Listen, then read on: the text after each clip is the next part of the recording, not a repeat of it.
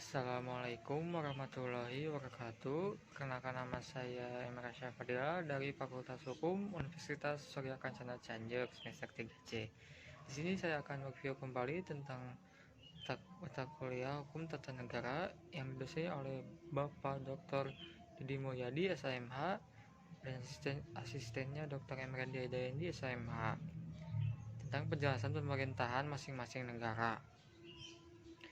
Negara Amerika Serikat, negara yang menerapkan sistem pemerintahan demokrasi presidensial legislatif. Kongres menganut badan legislatif bicameral. Berdasarkan konstitusi dilengkapi wewenang setara dengan eksekutif, bertindak sebagai sumber utama legislasi baru dan pengawasan eksekutif. Senat, dewan tertinggi Kongres dengan anggota 100 orang dipilih via pemungutan suara untuk masa jabatan 6 tahun. 1/3 kursi diperebutkan dalam pemilihan tiap 2 tahun. 2 senator mewakili tiap negara bagian, 50 negara bagian. 16 komisi pekerja terfokus pada isu dari mulai pendidikan sampai urusan luar negeri. Dewan Perwakilan, dewan rendah dari Kongres dengan anggota 435 anggota yang dipilih melalui pemungutan suara untuk masa jabatan 2 tahun.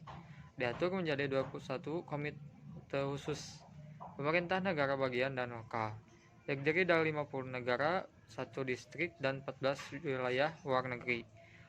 Badan legislatif bicameral yang dipilih oleh pemilihan umum. Cabang eksekutif dipimpin oleh gubernur negara bagian. Eksekutif, presiden dipilih oleh badan pemilih Electoral College, di mana para anggota dipilih langsung dan konstituen di setiap negara bagian. Masa jabatan presiden 4 tahun yang dapat dipilih kembali 1 periode. Bertindak sebagai kepala negara, kepala pemerintahan, dan panglima tertinggi angkatan bersenjata. Wakil presiden dipilih berpresiden untuk masa jabatan 4 tahun dengan tugas membantu presiden dalam menerapkan kebijakan eksekutif. Kabinet terdiri dari 15 anggota yang diangkat presiden atas persetujuan Senat. Setiap anggota mempresentasikan satu agen eksekutif, bagian dari jaringan penasehat presiden. Agen eksekutif pada dasarnya adalah subdivisi dari birokrasi eksekutif yang luas, dengan tugas untuk mengejawantahkan kebijakan eksekutif di seluruh negeri.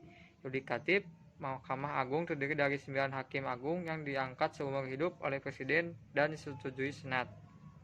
Tugas melaksanakan peninjauan judisial terhadap badan yudikatif federal dan negara bagian, serta bertindak sebagai peradilan banding terakhir.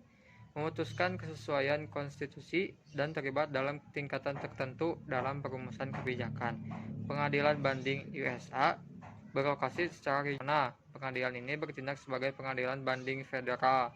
Pengadilan distrik USA tingkat terendah dari pengadilan federal.